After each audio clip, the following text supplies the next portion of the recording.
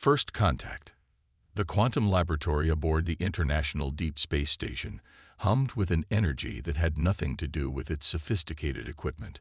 Dr. Elena Rodriguez stared at the readings on her holographic display for the fifth time, her dark eyes reflecting the blue glow of data streams that shouldn't exist.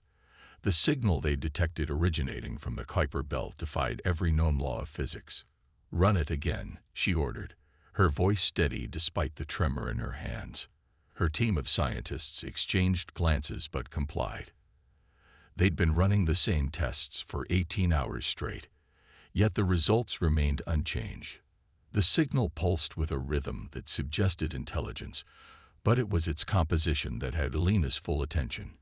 It utilized quantum entanglement in ways humanity had only theorized about, transmitting information across vast distances instantaneously. Their own experiments with quantum communication had barely managed to span a few kilometers. Dr. James Chen, Elena's second-in-command, pushed away from his console and stretched. Either we're looking at the most elaborate cosmic accident in history, or we're not alone, Elena finished. And whoever's out there is so far ahead of us technologically that our most advanced achievements are their basic communications. The station's warning system suddenly blared to life. Red emergency lights bathed the laboratory in crimson as Captain Sarah Mitchell's voice came over the intercom. "All personnel to emergency stations. Unknown object approaching at relativistic speeds. This is not a drill." Elena and her team rushed to the observation deck, joining other station crew members already gathered at the reinforced windows. Against the stark backdrop of space, a point of light grew steadily brighter. It moved with impossible precision, decelerating in a way that shouldn't have been possible without turning its occupants into paste. As the object drew closer, its true nature became apparent. It was a probe, roughly the size of a small car, its surface covered in what appeared to be liquid metal that rippled and shifted like mercury. It came to a perfect stop 50 meters from the station, hovering motionless in the vacuum of space. "All department heads to the command center immediately," Captain Mitchell ordered over the intercom. Elena hurried through the station's corridors, her mind racing with possibilities. This was the moment humanity had spent centuries preparing for, yet somehow she knew all their preparations were inadequate. In the command center, screens displayed every possible scan and measurement of the probe. It was generating no detectable heat, no radiation, no electromagnetic fields, yet it clearly maintained its position relative to the station without any visible means of propulsion. "It's scanning us," announced Dr. Yuki Tanaka from the sensor station. "The entire electromagnetic spectrum, gravitational waves, quantum states. It's analyzing everything." Before anyone could respond, every screen in the command center went dark. When they flickered back to life, a message appeared, written in perfect English. "Your species has progressed faster than anticipated. Your experiments with quantum mechanics have drawn attention. We have been watching." Elena felt a chill run down her spine. The probe wasn't just making first contact. It was revealing that humanity had been under observation for who knew how long. "We mean you no harm," Captain Mitchell typed back, following first contact protocols that suddenly seemed hopelessly primitive. The response came instantly. "Intent is irrelevant. Capability is what concerns the Federation.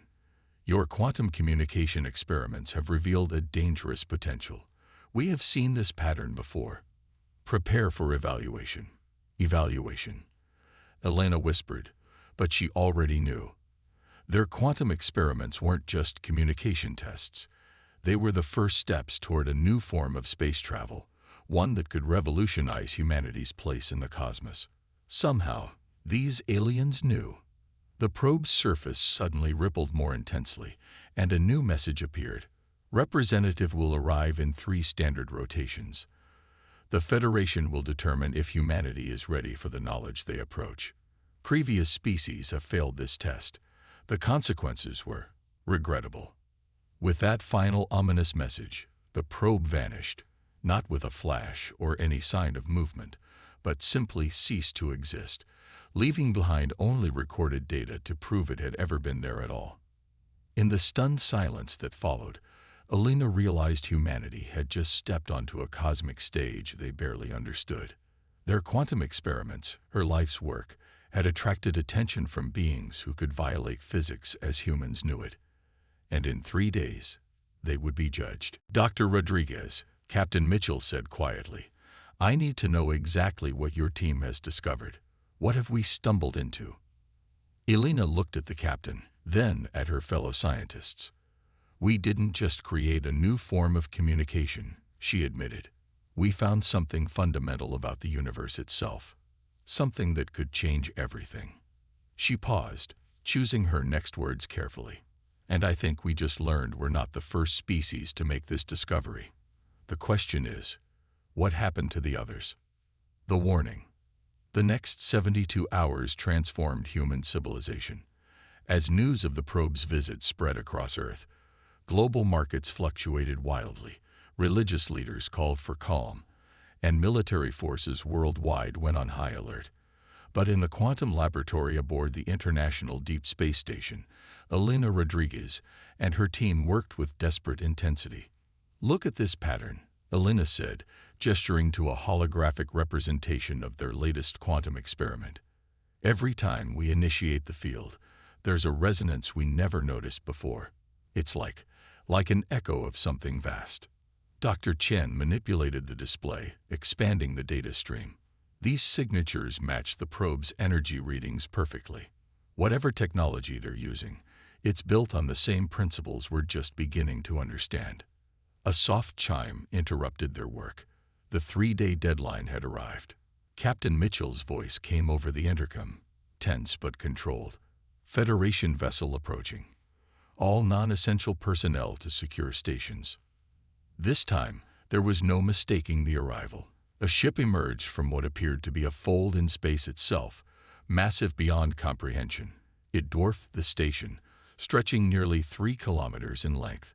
Its surface displayed the same liquid metal properties as the probe, but with patterns of light that pulsed along its hull like neural pathways.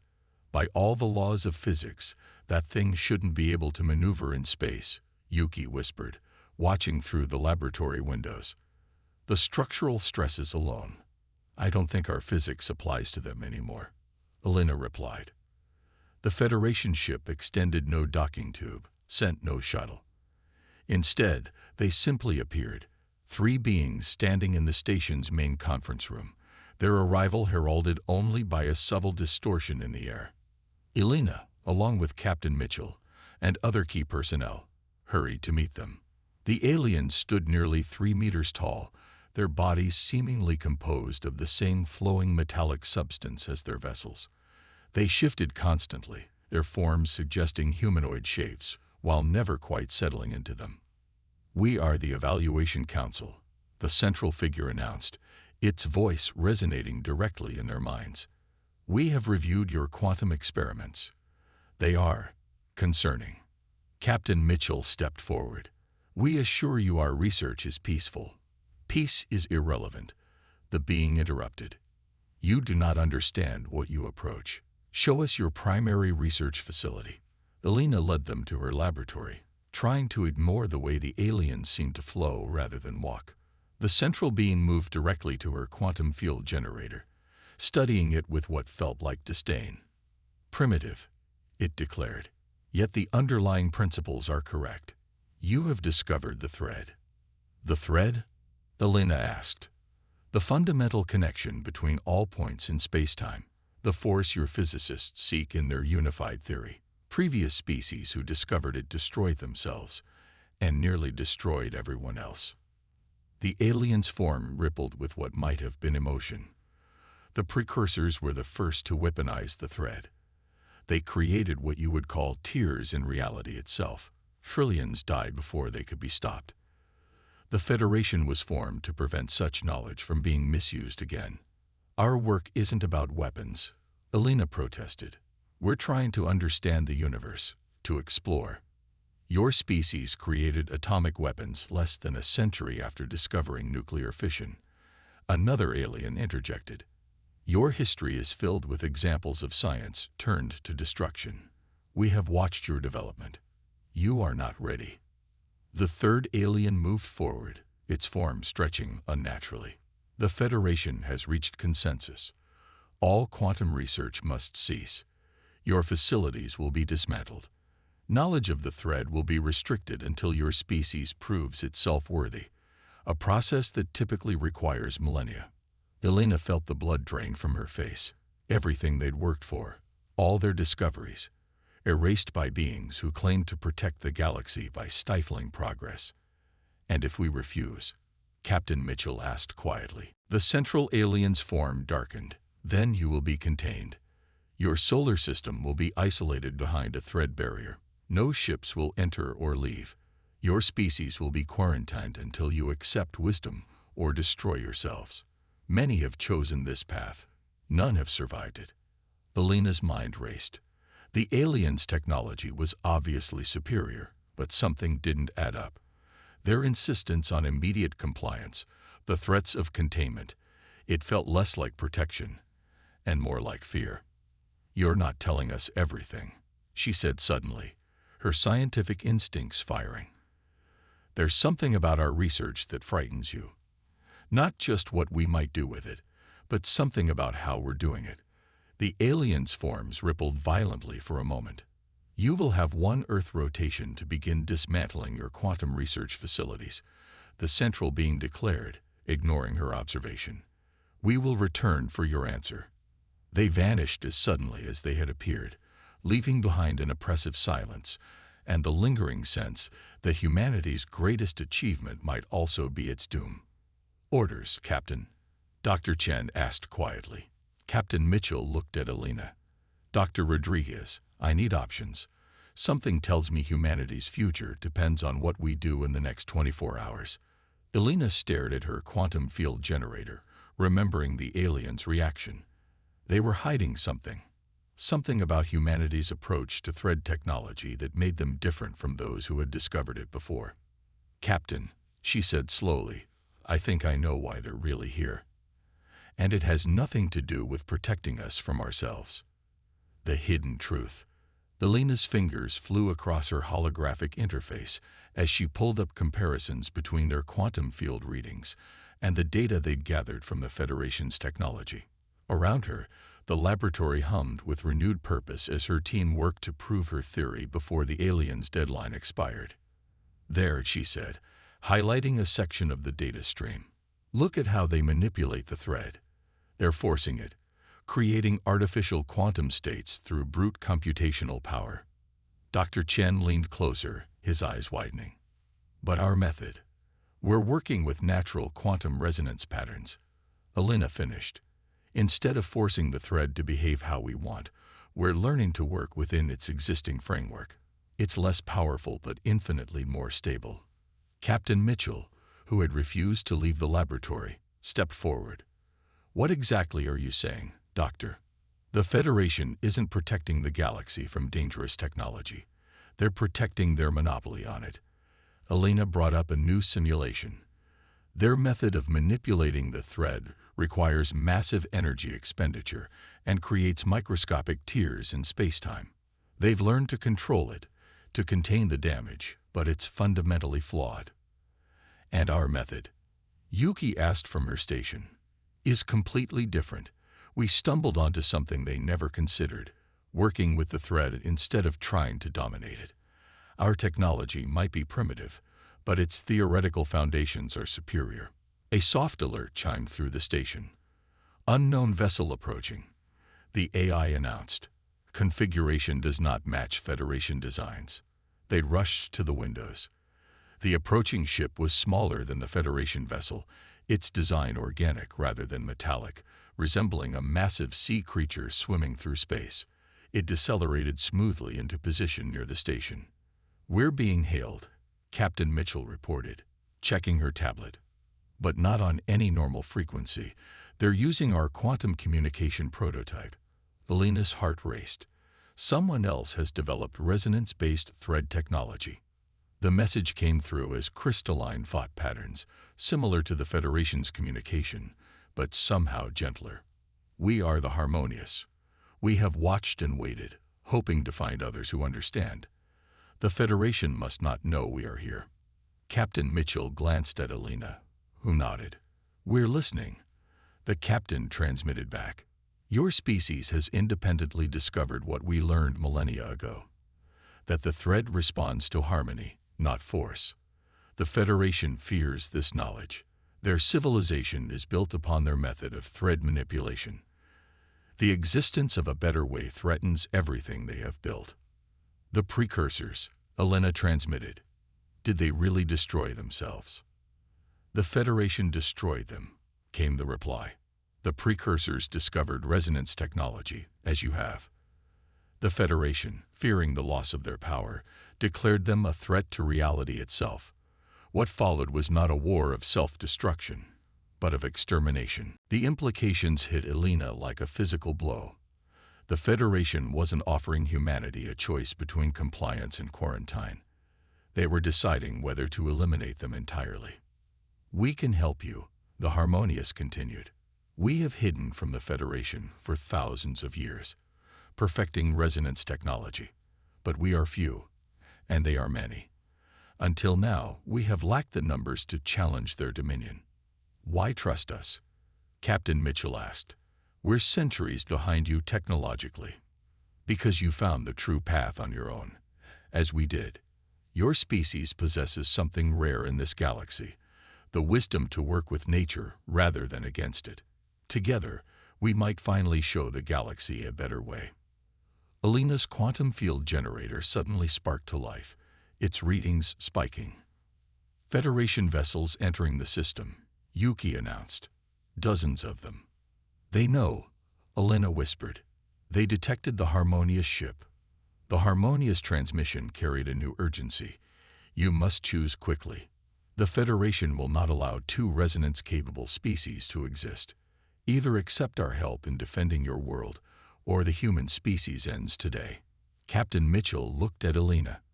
"Doctor, can we trust them?" Alina studied the quantum readings from the Harmonious ship. Their technology sang with the same elegant patterns they had discovered in their own experiments. Their science confirms their story. They're telling the truth. "How long until the Federation fleet arrives?" Mitchell asked. 17 minutes, Yuki reported. "Dr. Rodriguez," Mitchell said formally, "you have 15 minutes to explain exactly how we can help the Harmonious. Humanity just joined a galactic civil war, and I need to know what cards we're holding." Alina smiled for the first time in days. "Captain, remember how I said our method was less powerful than the Federation's?" She gestured to a simulation she'd been running in the background. "I never said it had to stay that way. We've been so focused on communication, we never explored what resonance technology could really do." She brought up the full simulation, showing possibilities that made even the Harmonious transmission pulse with surprise. "The Federation treats the thread like a weapon. We've learned to treat it like a musical instrument, and I think it's time we showed them what humanity's orchestra can do." Symphony of War. Space rippled as the Federation fleet emerged from thread space, their liquid metal ships forming a sphere around Earth and the International Deep Space Station. 47 vessels, each larger than the first, their hulls pulsing with barely contained energy. 6 minutes until they're in weapons range, Yuki announced, her voice steady despite the tension. Alina worked furiously at her console, interfacing their quantum field generator with the specifications the Harmonious had provided. The elegant mathematics of resonance technology flowed through her mind, revealing possibilities that seemed more like music than physics. "The Federation vessels are charging their thread drives," Dr. Chen reported. "Energy readings are off the scale." The Harmonious ship moved closer to the station, its organic hull rippling with patterns that matched the quantum harmonics Alina's team had discovered. Their transmission carried both urgency and excitement. "The interface is accepting our protocols. Your technology is remarkably adaptable." 3 minutes, Yuki called out. Captain Mitchell stood at the command center's main window, watching the Federation fleet advance. "Dr. Rodriguez, please tell me you have something." Alina initiated the final sequence, watching as their quantum field generator synchronized with the harmonious ship. The Federation manipulates the thread through brute force, tearing holes in space-time to achieve their goals. We've learned to listen to its natural frequencies, to work with its underlying patterns. She brought up a visualization showing waves of quantum resonance spreading out from their station. Think of it like noise versus music. They create explosions of quantum energy, destructive but crude. We're creating a symphony. 1 minute, Yuki announced. The Federation's transmission boomed through their minds. Your alliance with the harmonious confirms our worst fears. Humanity cannot be allowed to spread their corruption of thread technology. Your species ends now. Energy began building around the Federation ships, the space between them distorting as they prepared to fire their quantum weapons. But Elena smiled. Now, she transmitted to the harmonious ship. Their combined quantum fields activated. Instead of fighting against the fabric of space-time, they worked with it, creating cascading waves of resonance that spread outward like ripples in a cosmic pond. The thread itself began to sing. The Federation's weapons fired, and their energy dissipated harmlessly into the quantum harmonics surrounding Earth. Their ship's liquid metal hulls vibrated, struggling to maintain coherence against the resonant frequencies. Impossible, the Federation transmitted, their usual confidence replaced by something close to fear. The thread cannot be controlled this way. We're not controlling it. Elena transmitted back. We're dancing with it. Let us show you. She adjusted the quantum harmonics, and space itself began to move. Not with the violent tears the Federation used, but with graceful waves that caught their ships like leaves in a gentle stream. The mighty Federation fleet found themselves being effortlessly repositioned, their technology unable to resist the fundamental patterns of reality itself. Their thread drives are destabilizing, Dr. Chen reported with amazement. They can't maintain their quantum fields against our resonance patterns. The Federation has forgotten. The harmonious transmitted, their message tinged with sadness. They chose dominance over harmony, force over understanding. But the universe itself remembers the true way. Elena watched as her equations played out across space, each wave of quantum resonance perfectly timed and tuned. The Federation's mighty warships hung helpless, their method of manipulating the thread rendered useless by humanity's more elegant approach. Humanity, the Federation transmitted, their thought patterns fragmented with confusion. How have you achieved this level of thread manipulation? Your technology is primitive. You looked at our technology and saw something primitive, Captain Mitchell replied. You should have looked at our music, our art, our dance. Humanity has spent millennia learning to find harmony in chaos, to create beauty from discord. We applied that same understanding to the thread. Elena brought up the final sequence. The choice is yours. She transmitted to the Federation fleet. Continue this fight, and we'll demonstrate exactly what resonance technology can do when pushed to its limits, or accept that there's a better way, one that doesn't require tearing the universe apart to navigate it. The Federation ships hung silently for long moments, their liquid metal hulls still vibrating with humanity's quantum symphony. Finally, they transmitted. The Federation requests a demonstration of your resonance technology. For peaceful purposes. Elena looked at Captain Mitchell, who nodded. Dr. Rodriguez, show them what humanity can really do. With a smile, Elena initiated her final program. The quantum harmonics shifted, and reality itself began to dance to humanity's tune. Not as a weapon, but as an expression of everything they could achieve together. The Federation was about to learn that humanity's greatest strength wasn't in dominating the universe, it was in learning to sing with it. Evolution's edge.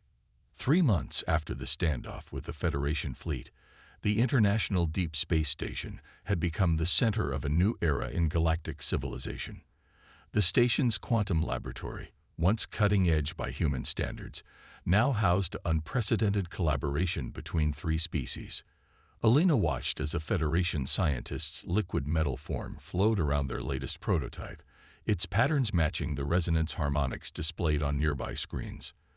Next to it, A harmonious researcher's crystalline appendages traced complex equations in the air, while Dr. Chen adjusted quantum field parameters. The fusion of approaches is remarkable, the Federation scientist transmitted, its thought patterns carrying genuine wonder rather than their former condescension. We spent millennia forcing the thread to obey us, never considering there might be elegance in cooperation. Humanity's contribution extends beyond mere technical innovation, the harmonious researcher added. Your species' cultural understanding of harmony, rhythm, and resonance has revolutionized our own approach to thread manipulation. Elena nodded, studying the data streams. They had discovered that combining the Federation's raw power with humanity's resonance patterns and the harmonious refined techniques created something entirely new. The thread responded to their unified approach in ways none of them had imagined possible. Captain Mitchell entered the laboratory, accompanied by representatives from Earth's newly formed Galactic Relations Council.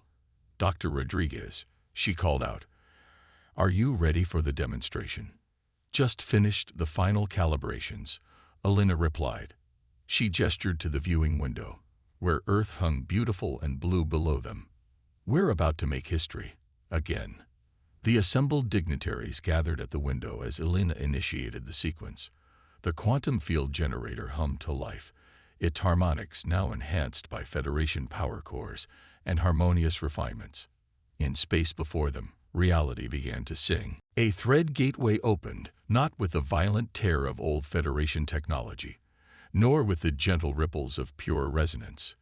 This was something new, a perfect fusion of power and harmony. Through the portal, they could see a star system 40 light-years distant, the gateway maintaining perfect stability with minimal energy expenditure. The gateway is consuming less than 1% of the energy required by traditional thread manipulation, Dr. Chen reported, his voice filled with pride. Quantum coherence is at 100%, with zero temporal distortion. You understand what this means, the Federation representative transmitted to the assembled group. Safe, efficient interstellar travel. The ability to connect distant worlds without damaging the fabric of space-time. The thread network we spent millennia building can be completely redesigned. Elena smiled. That's just the beginning. The mathematics suggests this is merely the first step in understanding the thread's true nature. There are harmonics within harmonics, patterns we're only beginning to comprehend. The harmonious researchers' forum pulsed with excitement. Already, our combined research suggests possibilities beyond travel. Thread harmonics could be used to terraform planets, stabilize dying stars, even repair the damage done by centuries of brute force thread manipulation. Which is why, Captain Mitchell announced, Earth has a proposal for both the Federation and the harmonious. She gestured to the Earth representatives, who stepped forward. We propose the establishment of a new galactic research initiative, one announced. Not controlled by any one species, but a true collaboration. Earth offers the International Deep Space Station as its first facility. The Federation representatives' forum rippled with what Elena had learned to recognize as emotion. You would trust us, after we threatened your species with extinction. Trust must begin somewhere, Elena said. Humanity's history is filled with former enemies becoming allies once they found common ground. Besides, she added with a smile, we've learned that the thread responds best to harmony, not just in physics, but in how we approach each other. Through the demonstration gateway, a new star dawned. But Elena knew the real dawn was happening here, in this laboratory where three species had learned to put aside fear and domination in favor of cooperation and understanding. The Federation accepts, their representative transmitted. We have much to learn from humanity's perspective. The harmonious join as well, their researcher added. Perhaps together we can finally heal the wounds in space-time left by ancient conflicts. Elena turned to her console, preparing to close the gateway. The equations flowing across her screen reminded her of musical notes, of dance steps, of all the ways humanity had learned to find patterns in chaos and beauty in collaboration. You know, she said to no one in particular, when we first detected that probe, We thought we were about to face humanity's greatest challenge. She looked up at the representatives of three species working together in harmony. Instead, we found humanity's greatest opportunity, the chance to show the galaxy that the true power of the universe isn't in domination, but in finding ways to dance together.